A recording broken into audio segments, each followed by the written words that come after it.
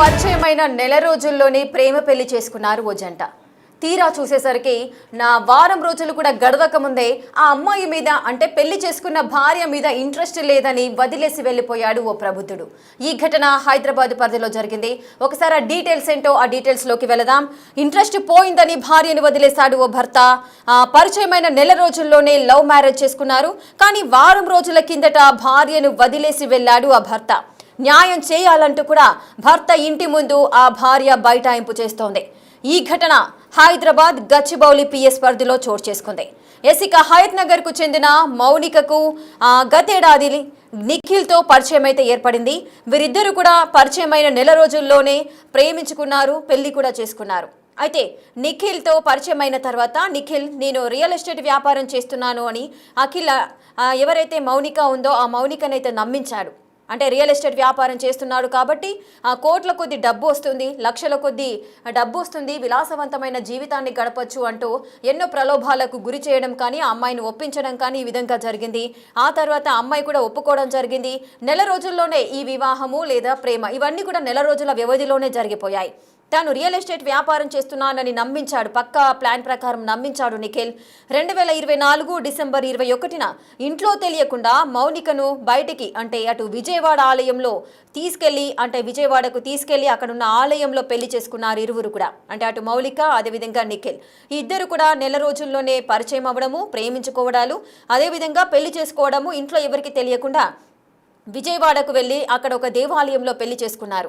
వారం క్రితము నీపై ఇంట్రెస్ట్ లేదని చెప్పి ఆ అమ్మాయిని విడిచిపెట్టేసి వెళ్ళిపోయాడు నిఖిల్.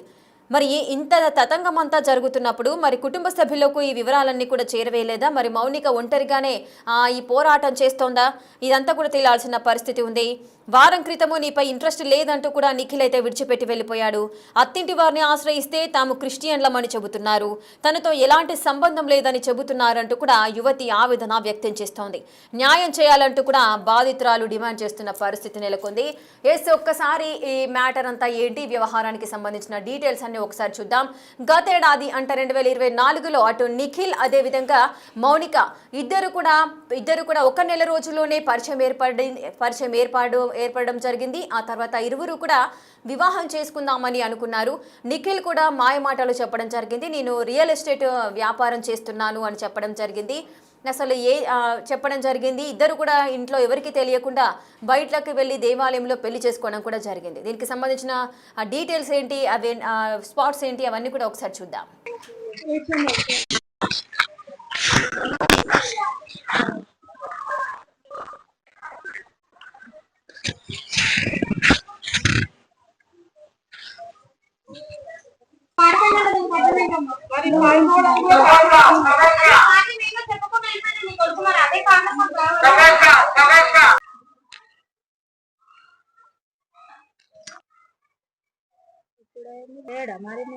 లేడు, ఇంట్లో నుంచి పారిపోయాడు. అది నా బర్త్డే ఫోటో, మొన్న ఆగస్ట్ లో.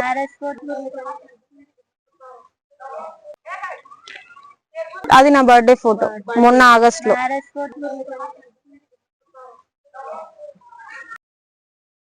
ఇక హైదరాబాద్ గచ్చిబౌలి పిఎస్ పరిధిలో ఈ వ్యవహారం అంతా కూడా చోటు చేసుకోవడం జరిగింది. నిఖిల్ మౌనిక ఇద్దరు కూడా నెల రోజుల పాటు ప్రేమించుకోవడము, పెళ్లి చేసుకోవడం జరిగింది. పెళ్ళైన వారం రోజుల్లోనే నీపై నాకు ఇంట్రెస్ట్ లేదు అంటూ ఇల్లు విడిచి చెప్పకుండా వెళ్ళిపోయాడు నిఖిల్ అంటూ కూడా ఆ అమ్మాయి ఆ అత్తగారింటి ముందు ఆవేదన అయితే వ్యక్తం చేస్తుంది. అసలు మౌనిక ఏం మాట్లాడుతుంది, తన బాధను ఏ విధంగా వ్యక్తం చేస్తుంది, తన బాధ ఏంటో ఒకసారి విందాం. లాస్ట్ ఇయర్ డిసెంబర్ 21కి మేము విజయవాడలో మ్యారేజ్ చేసుకున్నాం సార్.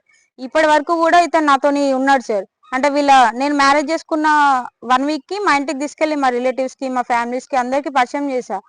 తిని ఏంటంటే మా ఇంట్లో ఒక 3 months తర్వాత చెప్తాను, మా మమ్మీకి హార్ట్ సర్జరీ అయింది, తనకు బాగాలేదు అని చెప్పేసి ఇప్పటి వరకు కూడా నాకు చెప్తా మనకు కూడా ఒక సొంత ఇల్లు కావాలి, సొంత ఇల్లు ఉంటేనే మా ఇంట్లో యాక్సెప్ట్ చేస్తారు, లేదంటే చెయ్యరు అని ఇప్పటి వరకు నాకు అదే చెప్పుకుంటూ వచ్చి మొన్న లాస్ట్ ఫ్రైడే ఇంట్లో నుంచి పారిపోయాడు సార్. ఇతను నాకు వేరే ఫ్రెండ్ ద్వారా పరిచయం అయ్యాడు. ఇప్పుడు సంవత్సరం అవుతుంది. అంతకు ముందుకు ఏం తెలీదు, సంవత్సరం అవుతుంది. పరిచయమైన నెలకే పెళ్లి చేసుకున్నాడు అనమాట.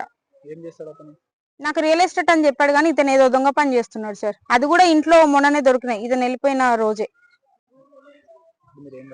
నాకు అతను కావాలి సార్. నేను ఇతనితోనే ఉంటా. ఇప్పుడు నాకు ఏదైతే ఇన్ని రోజులు చెప్పి మోసం చేశాడో, మళ్ళీ ఇంట్లో అందరికి చెప్పి పెళ్లి చేసుకుంటా అని, నాకు ఇప్పుడు అదే కావాలి సార్. నాకు ఇతను కావాలి. నేను మళ్ళీ ఇతను పెళ్లి చేసుకోవాలి అందరి ముందు. ఇతనితోనే ఉండాలి. నేను గచ్చిబౌలి పిఎస్ లో కంప్లైంట్ చేశాను సార్. వాళ్ళు ఏమన్నారంటే ఇన్ని రోజులు పట్టుకుంటాం వెతుకుతాం అనేసి అన్నారు. లొకేషన్ అక్కడ చూపిస్తుంది ఇక్కడ చూపిస్తుంది అని చెప్పారు. నిన్న కాల్ చేస్తా వాళ్ళ ఫ్రెండ్స్ ఉంటారు కదమ్మా, వాళ్ళకి ఒకసారి ఫోన్ చేసి బతిమలాడు, ఒకవేళ వాళ్ళు దొరికి నేను వస్తాను ఇతను మాట్లాడతా అంటే వాళ్ళని పట్టుకున్నా ఇతను దొరుకుతాడు కదా అని చెప్పారు. ఈ రోజు నేను కాల్ చేసి సార్ ఏమైనా ఇన్ఫర్మేషన్ దొరికిందా అంటే నాకేం తెలియదమ్మా, నువ్వు చెప్తేనే మాకు తెలుస్తుంది అనేసి అంటే, నేను కంప్లైంట్ పెట్టిందే ఇతన్ని వాళ్ళు పట్టుకుంటారని. ఇప్పుడు వాళ్ళే రివర్స్ లో నువ్వే చెప్తే మాకేమైనా తెలుస్తుంది అంటే ఇక నాకు న్యాయం జరిగినట్టే అనిపించింది సార్ స్టేషన్ లో. అందుకే నాకు ఇప్పుడు వీళ్ళు తెలియకపోయినా కానీ ఆధార్ కార్డు లో అడ్రస్ చూసుకొని క్యాబ్ బుక్ చేసుకొని ఇక్కడ వరకు వచ్చా. ఇప్పుడు వాళ్ళ మమ్మీ ఏమంటుందంటే నువ్వు ఎక్కడ వేసుకున్నావో ఏం చేసుకున్నావో మాకు తెలియదమ్మా, గుళ్ళో అంటున్నావు, మేము క్రిస్టియన్స్. నాకు అది కూడా చెప్పలేదు సార్. నాతో ఉండి పూజలు కూడా చేస్తాడు అతను. మేము క్రిస్టియన్స్, ఇంతవరకు కూడా ఆయన ఎక్కడికి వెళ్ళలేదు, ఏ గుళ్ళకి వెళ్ళలేదు, నువ్వే అలవాటు చేసినావు. ఇప్పుడు ఈ ఫోటోలు చూపిస్తే నేను నమ్మాలా? ఇలాంటి ఫోటోలు నేను చాలా తీసుకొస్తాను వాళ్ళ అమ్మగారు మాట్లాడుతున్నారు. ఇతను ఒకసారి ఇట్లానే కొంచెం చికాకు చేస్తున్నాడని వాళ్ళ డాడీ కూడా కాల్ చేస్తే వాళ్ళ డాడీ ఒక్క నిమిషం అన్నాడు. ఇతను కాల్ చేశాడు. ఇతను ఎక్కడో ఉండే బయట వచ్చి ఇతని కాల్ చేస్తే ఇతను వచ్చి నాతో నువ్వు మా మమ్మీ మా డాడీని చంపేస్తావా, నీ వల్ల వాళ్ళు చచ్చిపోయేలాగా ఉన్నారని గోడకేసి గట్టిగా గుద్దాడు సార్. ఇక అప్పటి నుంచి నేను అదే భయంతో వీళ్ళ డాడీకి ఎప్పుడు ఫోన్ చేయకపోతుండే. అప్పుడప్పుడు కొంచెం ఇట్లా గట్టిగా గిచ్చడం కొట్టడం చేస్తే వీళ్ళ డాడీకి ఫోన్ చేస్తా. వాళ్ళ డాడీ ఒకటేసారి ఫోన్ ఎత్తుతాడు, మళ్ళీ వేస్తా అంటాడు, కట్ చేస్తాడు. ఇక ఈ మధ్య మొత్తానికి వాళ్ళ డాడీ నా నెంబర్ కూడా బ్లాక్ లిస్ట్ లో పెట్టాడు సార్. నాకైతే ఇప్పుడు ఇతను కావాలి. ఇతను విన్నారు కదా మౌనిక తన బాధను ఏ విధంగా వ్యక్తపరుస్తుందో. నెల రోజుల్లోనే పెళ్లి చేసుకోవడం జరిగింది, దేవాలయాలకు వెళ్ళి మేము పెళ్లి చేసుకోవడం జరిగింది. తను రియల్ ఎస్టేట్ వ్యాపారం చేస్తున్నానని నాతో చెప్పాడు. కానీ అతను చేస్తుంది రియల్ ఎస్టేట్ వ్యాపారం కాదు అని నాకు తను వెళ్ళిపోయిన రోజు అర్థమైంది. తను ఎక్కడున్నాడో ఏంటో కూడా నాకు తెలీదు. అత్తగారింటికి వెళ్ళి మాట్లాడినప్పుడు మేము క్రిస్టియన్స్, అసలు మేము దేవాలయాలకు మేము వెళ్ళము, అసలు మా అబ్బాయి కూడా నువ్వు తీసుకువెళ్తేనే తను వెళ్ళాడు, నువ్వే అలవాటు చేశావు అని నాతో చెప్తున్నారు అంటూ కూడా మౌనిక వ్యక్తం చేస్తోంది. మరి నిఖిల్ ఎక్కడున్నారు, అసలు ఏం జరిగింది, మరి నా వారం రోజుల్లోనే కట్టుకున్న భార్యను ఇంట్రెస్ట్ లేదని చెప్పి వదిలేసి వెళ్ళడం ఎంతవరకు కరెక్ట్? సో దీనికి సంబంధించి పోలీసులకు కూడా మౌనిక కంప్లైంట్ చేయడం అయితే జరిగింది. మరి ఓవరాల్ గా అసలు ఏం జరిగింది, కేసుకు సంబంధించిన అప్డేట్స్ ఏంటి, పోలీసులు ఏమంటున్నారు, మౌనిక వర్షన్ ఏ విధంగా ఉంది, నిఖిల్ తల్లిదండ్రుల వర్షన్ ఏ విధంగా ఉందో మా ప్రతినిధి సాగర్ అందిస్తారు. సాగర్, అసలు ఏం జరిగింది? నెల రోజుల్లోనే ప్రేమించుకోవడాలు, పరిచయం అవ్వడాలు, పెళ్లి చేసుకోవడాలు, వారం తిరక్క ముందే విడిపోవడాలు, ఈ ఘటనంతా కూడా ఏ విధంగా చూడొచ్చు? ప్రస్తుతం మౌనిక ఏం కోరుకుంటోంది? లో ప్రేమ పేరుతో నిఖిల్ అనే వ్యక్తి పెళ్లి చేసుకున్న అనంతరం గత సంవత్సర కాలంగా కూడా కలిసి ఉన్నాం. సో తాజాగా తన పైన ఇంట్రెస్ట్ పోయిందంటూ కూడా తను వదిలేసి వెళ్ళిపోయాడంటూ మౌనిక అనే యువతి అత్తవారింటి ముందు ధర్నాకు తిరిగి తమ నిరసనను వ్యక్తం చేసింది. ఖచ్చితంగా తమకు న్యాయం చేయాలంటూ కూడా బాధితురాలు మౌనిక డిమాండ్ చేస్తుంది. అయితే సంవత్సరం క్రితం ఒక మ్యారేజ్ లో నిఖిల్ పరిచయం అయ్యాడు.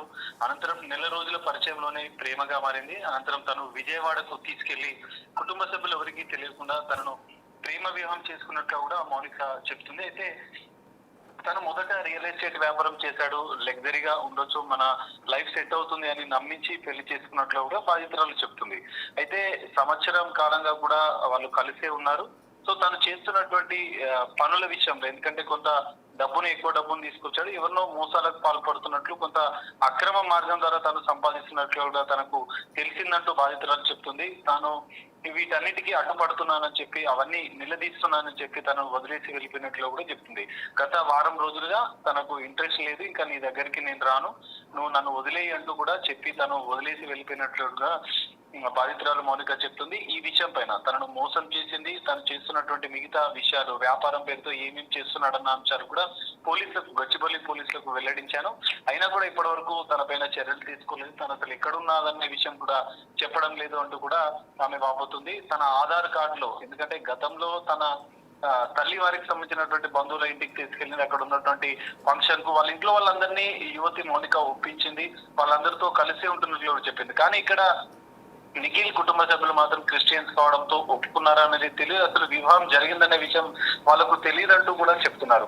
అయితే తన ఆధార్ కార్డు లో ఉన్నటువంటి అడ్రస్ ఆధారంగా ఈ రోజు నిఖిల్ ఇంటికి అంటే నిఖిల్ ఇంటి వద్దకు వెళ్ళింది. తాను వాళ్ళ ఇంట్లో వాళ్ళతో మాట్లాడే ప్రయత్నం చేసినగా అసలు నీతో మాకు సంబంధం లేదు, మేము క్రిస్టియన్స్ గా ఉంటున్నాం కాబట్టి మీరు నా ఇంట్లోకి రావద్దంటూ కూడా ఆమెను బయటనే ఉంచినట్లు కూడా తెలుస్తుంది. దీంతో మౌనిక తమకు ఇప్పటికైనా పోలీసులు ఈ విషయం పైన జోక్యం చేసుకుని న్యాయం చేయాలంటూ కూడా ఆమె వాపోతున్న పరిస్థితి.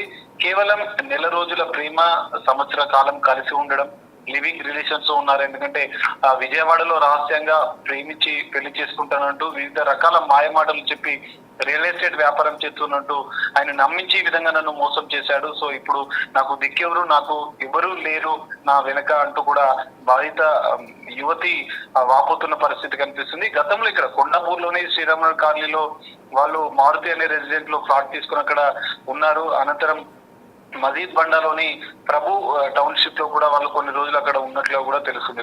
భార్యాభర్తలుగా మేము సంవత్సర కాలం కలిసే ఉన్నాం. కాకపోతే తాజాగా ఇప్పుడు సంవత్సరం అయిపోయింది, ఇంకా తనతో ఇంట్రెస్ట్ లేదు నీ పైన అంటూ కూడా వదిలి వెళ్ళిపోవడంతో ఆమె ఈ విధంగా అత్తగారింటి ముందు ఆత్మహత్య చేస్తున్న పరిస్థితి కనిపిస్తుంది. సో గతంలో గచ్చిబౌలి పోలీస్ స్టేషన్ లో ఫిర్యాదు చేశారు, తన పైన ఎఫ్ఐఆర్ నమోదైంది. అయినా కూడా పోలీసులు ఇంతవరకు ఎందుకు చర్యలు తీసుకోవాలంటూ ఆమె నిర్వహిస్తుంది. సో అత్తవారి ఇంట్లో వెళ్ళిన నేపథ్యంలో వారన్నా కనీసం తన భర్తను తీసుకొచ్చి న్యాయం చేయాలంటూ కూడా మౌనిక డిమాండ్ చేస్తున్న పరిస్థితి. Right, thank you Sagar, thanks for the details. Right, ఇక మౌనిక అయితే నాకు నిఖిలే కావాలి, నిఖిల్తోనే ఉంటాను నేను అంటూ కూడా తన అభిప్రాయాన్ని అయితే వ్యక్తం చేస్తున్న పరిస్థితి ఉంది. నాకు న్యాయం చేయాలి, నిఖిల్ ఎక్కడున్నారో కూడా వెతికి తీసుకురావాలి అంటూ కూడా పోలీసులకు ఫిర్యాదు చేయడం జరిగింది. కానీ అటు కుటుంబ సభ్యుల విషయానికి వచ్చినట్లయితే అసలు పెళ్లి చేసుకున్న విషయం కూడా మాకు తెలియదంటూ కూడా నిఖిల్ కుటుంబ సభ్యులు కూడా చెబుతున్న పరిస్థితి. మేము క్రిస్టియన్స్ అని చెబుతున్నారు, మరి మీరు వివాహం చేసుకునే దైవస్థానంలో కాబట్టి మాకు దాంతో సంబంధం లేదు, నాకు నిఖిల్ కూడా ఎక్కడున్నారో మాకు తెలియదంటూ కూడా నిఖిల్ కుటుంబ సభ్యులు కూడా చెబుతున్న పరిస్థితులు ఉన్నాయి. కానీ పెళ్లి, అదేవిధంగా ప్రేమ, పెళ్లి ఇవన్నీ చూసుకున్నట్లయితే ఒక సంప్రదాయబద్ధంగా రెండు జీవితాలు నిండు నూరేళ్లు జీవితాంతం కలిసి ఉండాలి అంటూ కూడా ఒక పెళ్లి నిబంధన అనేది తీసుకొని వచ్చింది. పెళ్లికి ఎంత ప్రాశస్త్యం ఉంటుందో అందరికీ తెలిసిన విషయమే. కానీ అటువంటి ఒక వివాహం అనే ఒక పద్ధతిని ఈ విధంగా అంటే ఇంట్రెస్ట్ ఉంది అని చెప్పడాలు, ఇష్టం అని చెప్పి ఒక నెల రోజుల వ్యవధిలోనే పెళ్లి చేసుకోవడము, ఎటువంటి అవగాహన లేకుండా చిన్న చిన్న గొడవలతోనే ఈ విధంగా విడిపోవడాలు, ఇంట్రెస్ట్ లేదు, వారం రోజుల తిరక్క ముందుకే ఇంట్రెస్ట్ లేదని చెప్పేసి అబ్బాయి అమ్మాయిని వదిలేసి వెళ్ళిపోవడాలు, ఇవన్నీ కూడా చూస్తున్న ప్రతి ఒక్కరికి కూడా ఆలోచించదగిన విషయము. ప్రతి ఒక్కరు కూడా ఒక మెచ్యూర్డ్ మైండ్తో ఆలోచించాలి. వాళ్ళు కూడా చిన్న పిల్లలు కూడా కాదు, అయినప్పటికీ కూడా ఈ విధంగా వ్యవహరిస్తూ పెళ్ళి అనే ఆ పద్ధతిని ఎంత ఆకతాయితనంగా వారు ఏ విధంగా వాళ్ళు చూస్తున్నారో మనకు అర్థమవుతోంది. సో ఇటువంటి సాంప్రదాయాన్ని ఎంత పద్ధతిగా ఎంత చూడాలి అన్న విషయాన్ని కూడా ప్రతి ఒక్కరు అబ్జర్వ్ చేస్తున్న సిచ్యువేషన్ ఉంది. కానీ నెల రోజుల్లోనే లవ్ మ్యారేజ్ చేసుకోవడము, ఆ తర్వాత వదిలేసి వెళ్ళిపోవడము, ఇంట్రెస్ట్ లేదు అని చెప్పడం కూడా ఎంతవరకు కరెక్ట్, నాకు నిఖిలే కావాలి, నేను అతనితోనే ఉంటాను అంటూ కూడా మౌనిక అయితే డిమాండ్ చేస్తున్న పరిస్థితి నెలకొంది.